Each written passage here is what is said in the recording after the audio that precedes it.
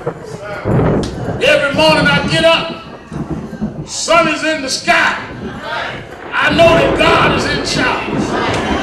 They didn't need no Senate vote to raise the sun this morning.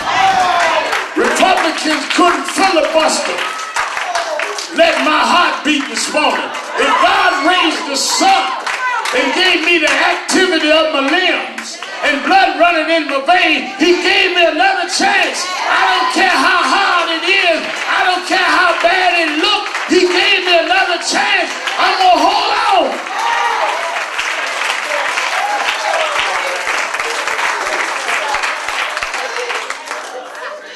And then don't forget, I'm going to leave you with this. A friend of mine sent me this story, but I'm going to do it my way. Don't ever forget that we that succeed are succeeding because those in our history paid the price. Don't ever forget that you there at the sacrifice and the mercy of others. A friend of mine sent me a story about a little girl and a little boy. I thought about it when I rode past the White House yesterday. Said this little girl was blind. And because of her handicap, she was bitter. She felt everybody misused her. That everybody disregarded her. That everybody disrespected her. She felt that she was marginalized and she had complexes and she resented she'd never seen sunrise and never seen blue waters in the ocean, and people would go sightseeing, she couldn't go. And the only one she had any real love for was her boyfriend. Because he took time with her and he'd bring her places and he'd explain things to her. She loved her boyfriend.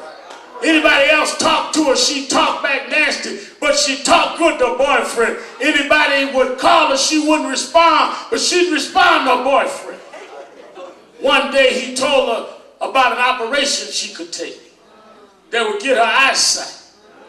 She didn't want to hear it. Finally he convinced her and he talked into it. Finally she went and got surgery. And they gave her 2 eyeballs that she could see.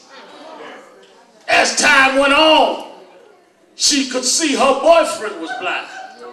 And she started treating him the way others treated her. She stopped responding to him. She stopped talking nice to him. She stopped having time for him. He kept pleading with her and she couldn't respond because she could see now. Finally she said, look, it ain't no use in continuing this. She went and sat down and told him, look, my life has changed. I can see now. I can see the blue skies. I can see the oceans. So ain't no use in us continuing this. My life has moved on. I got to cut this relationship and let it go. He said, well, let me just say this before you go. I'll always love you and good luck to you. He said, and oh, by the way, he said, I hope you take care of those 2 eyeballs you got. Because the day before your surgery, those 2 eyeballs were mine.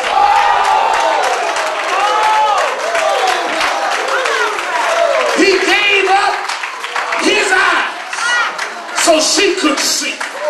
I want you to know wherever you're sitting today, whatever your title is, whatever your position is, whatever your rank is, don't you forget that some of us gave up our careers to give you a career.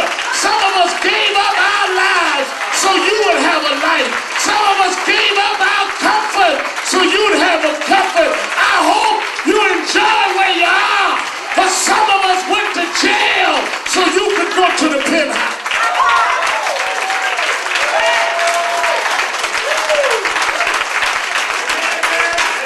But in the end, he promised that he'd make our enemies our footstool.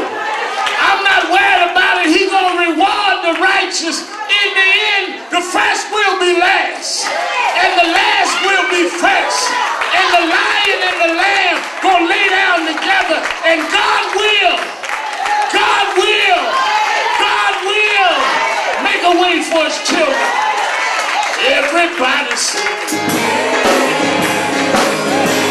Everybody sing. That's their business. Other civil rights leaders, for various reasons, refuse or can't take a stand or have to go along with the administration. That's their business. But I must say tonight that I know that justice is indivisible. Injustice anywhere is a threat to justice everywhere.